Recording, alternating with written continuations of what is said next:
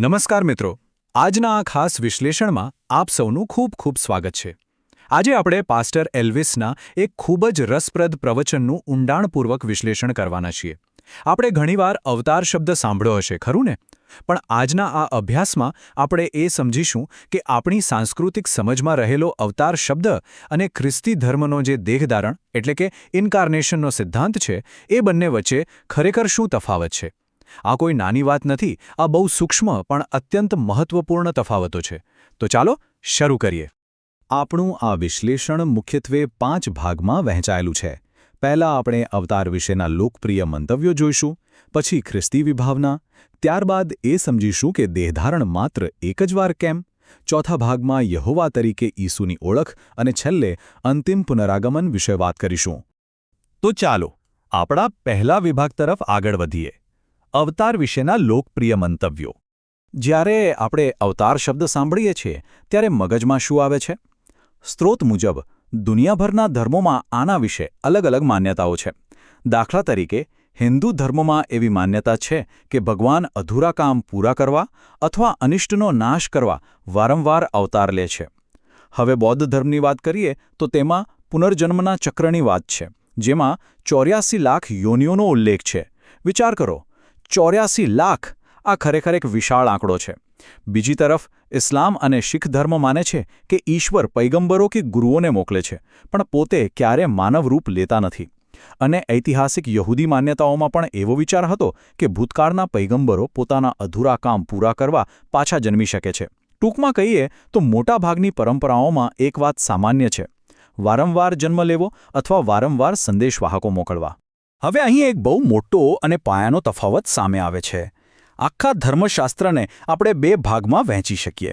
એક છે ચક્રીય માન્યતા, એટલે કે ગોળ ગોળ ફરતું ચક્ર, બહુવિધ અવતારો, વારંવાર મળતી તકો અને ભૂતકાળની ભૂલો સુધારવાનો મોકો. પણ એની બરાબર સામે એક બીજો દૃષ્ટિકોણ છે, એકદમ કડક અને સીધી રેખા જેવી માન્યતા, એટલે કે રેખીય સમયરેખા.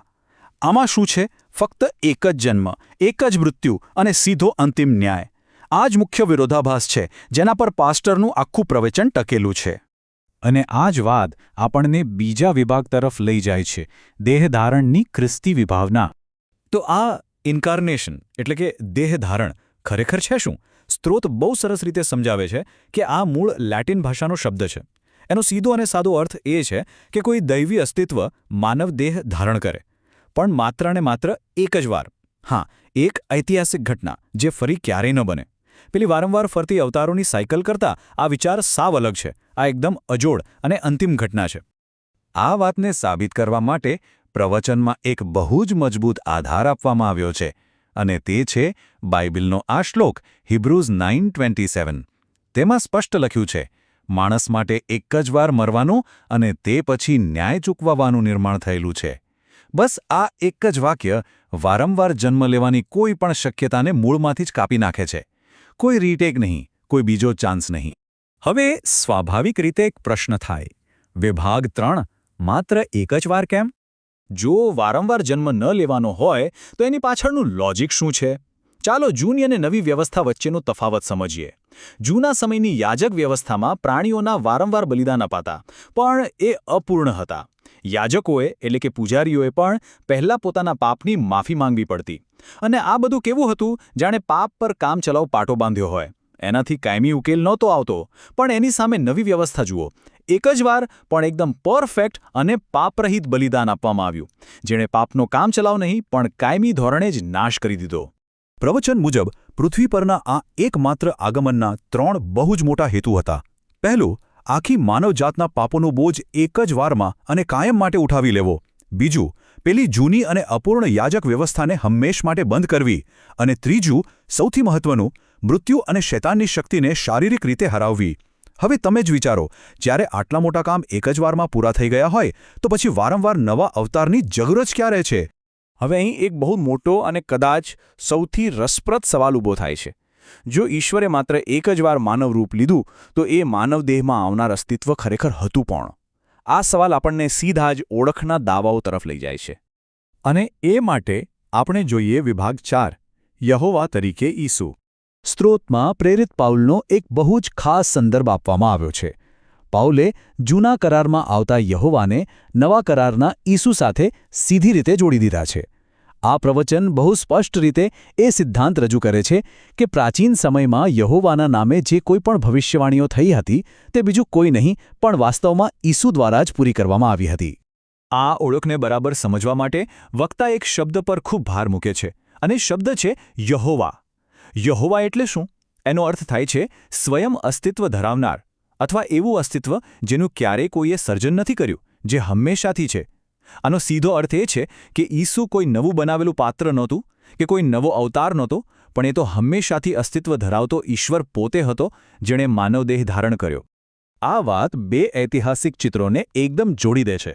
એક તરફ એ અદૃશ્ય અસ્તિત્વ છે જેણે પ્રાચીન ઇઝરાયેલીઓને રણમાં રસ્તો બતાવ્યો અને અબ્રાહમ સાથે સીધી વાત કરી, અને બીજી તરફ છે શારીરિક સ્વરૂપમાં રહેલા ઈસુ.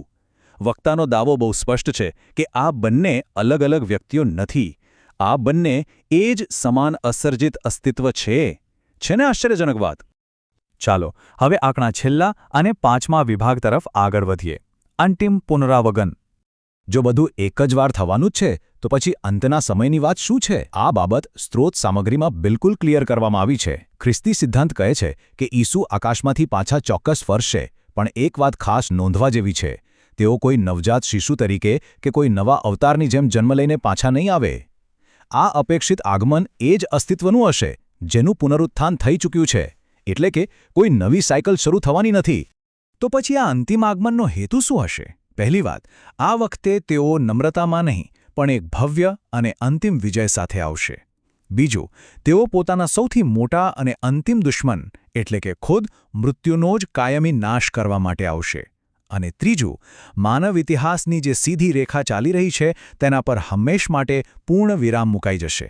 The and. આખું વિશ્લેષણ જોયા પછી અંતમાં એક બહુ જ ઊંડો અને વિચારવા જેવો પ્રશ્ન ઊભો થાય છે. જ્યારે આપણે માની લઈએ કે માનવ અસ્તિત્વ એકદમ સીધી રેખામાં છે, માત્ર એક જ જીવન છે, તો આ વિચાર આપણી નૈતિકતા અને જીવન જીવવાના હેતુને કેવી રીતે બદલી નાખે છે? જ્યારે આપણને ખબર હોય કે આ જીવન એક જ વાર મળ્યું છે, કોઈ બીજો ચાન્સ નથી મળવાનો, તો શું એ આપણા રોજના નિર્ણયોને વધારે ગંભીર અને મહત્વપૂર્ણ નથી બનાવી દેતું? આ ખરેખર વિચારવા જેવી વાત છે. આશા છે કે આજના આ વિશ્લેષણથી તમને કંઈક નવું જાણવા મળ્યું હશે. જોડાયેલા રહેવા બદલ આભાર.